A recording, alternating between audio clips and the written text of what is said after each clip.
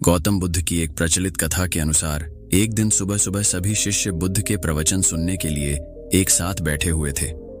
कुछ देर बाद बुद्ध अपने साथ एक रस्सी लेकर आए। तथागत के हाथ में रस्सी देखकर सभी शिष्यों को हैरानी हुई। बुद्ध अपने आसन पर बैठे और उन्होंने रस्सी में एक के बाद एक 3 गांठ बांध दी। इसके बाद उन्होंने शिष्यों से पूछा कि क्या ये वही रस्सी है जो गांठ बांधने से पहले थी। इस प्रश्न के जवाब में एक शिष्य ने कहा कि तथागत, इसका उत्तर थोड़ा मुश्किल है। ये हमारे देखने के तरीके पर निर्भर करता है।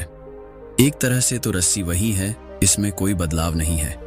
एक अन्य शिष्य ने कहा कि अब इसमें 3 गांठें लगी हुई हैं जो कि पहले रस्सी में नहीं थी। इसे बदला हुआ भी कह सकते हैं। कुछ शिष्यों ने कहा कि वास्तव में मूल रूप से रस्सी वही है, लेकिन बदली हुई दिख रही है, लेकिन इसका मूल स्वरूप बदला नहीं है। शिष्यों की बात सुनकर बुद्ध ने कहा कि आप सभी सही बोल रहे हैं। अब मैं इन गांठों को खोल देता हूं।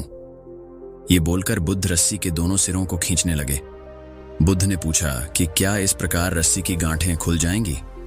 सभी शिष्यों ने कहा कि नहीं, ऐसा करने से तो गांठें और ज्यादा कस जाएंगी, इन्हें खोलना और मुश्किल हो जाएगा। बुद्ध ने कहा कि ठीक है, अब एक अंतिम प्रश्न, इन गांठों को खोलने के लिए हमें क्या करना होगा। शिष्यों ने कहा कि हमें इन गांठों को ध्यान से देखना होगा, जिससे हम जान सकें कि इन्हें कैसे लगाया गया है। इसके बाद हम गांठें आसानी से खोल सकते हैं।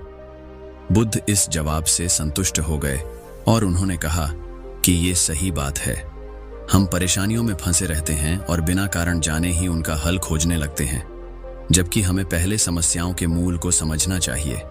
जब समस्याओं की वजह समझ आ जाएगी तो उन्हें सुलझाना बहुत ही आसान हो सकता है।